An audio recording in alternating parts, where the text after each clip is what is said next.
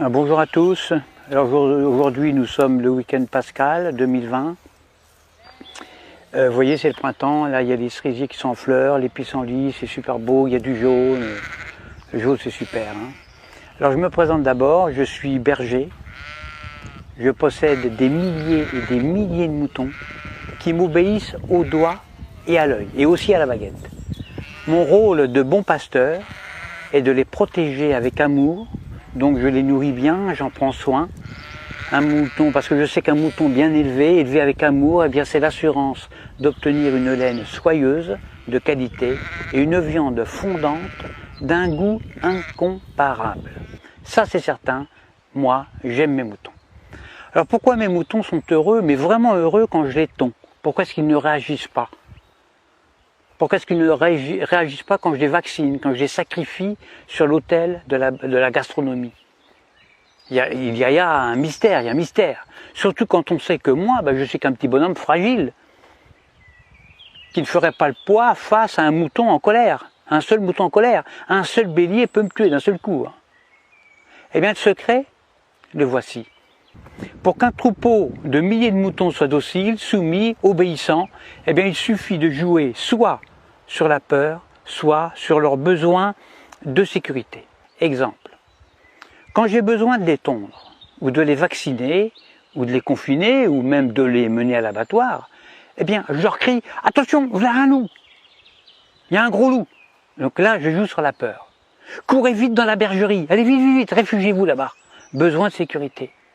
Et là, dans une psychose collective, où ils se piétinent les uns les autres, ils se carapatent tous dans la bergerie, sans même réfléchir, parce qu'ils sont heureux de se retrouver en sécurité, confinés dans la bergerie, loin des dents du loup.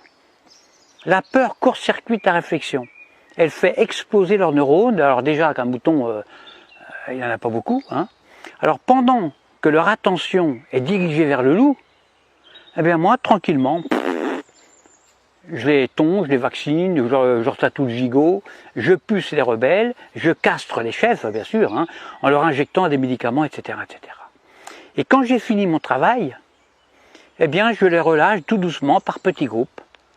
Alors c'est vrai qu'ils se sont fait tondre, ça ils s'en rendent compte, ils le voient, mais ils sont heureux d'avoir échappé au gros loup. Ils sont tondus, mais encore vivants, donc contents, heureux. Je les fais alors bêler tous en chœur à la tombée de la nuit et je leur demande de m'applaudir à 20 h au moment du journal télévisé qui leur raconte qu'ils ont échappé vraiment à un grand danger.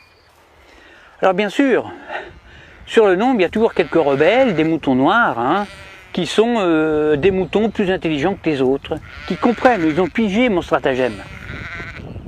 Alors ils essayent, ils tentent désespérément d'expliquer à leurs frères moutons, à leurs congénères, que si le loup en croque 2 ou 3 seulement, le berger, lui, est beaucoup plus dangereux, puisqu'ils finiront tous sur une table en méchoui, ou sur la table pascale.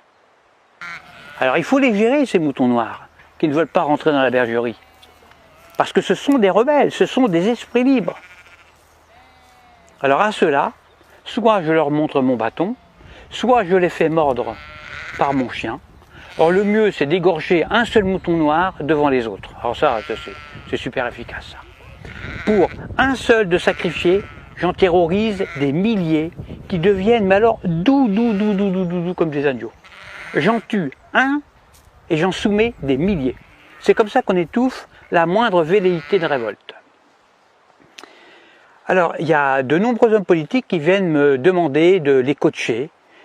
Alors que moi je ne suis qu'un simple berger, je suis qu'un pauvre berger. Mais s'ils me le demandent, c'est justement parce qu'on peut utiliser ces méthodes, les méthodes de berger, chez des humains.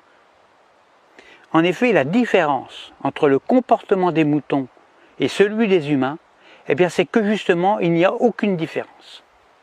C'est ça le secret. Le secret est là, il n'est pas ailleurs. Donc, quand on veut faire passer une loi impopulaire, qui ne fait pas plaisir, eh bien on le fait pendant que la population a peur.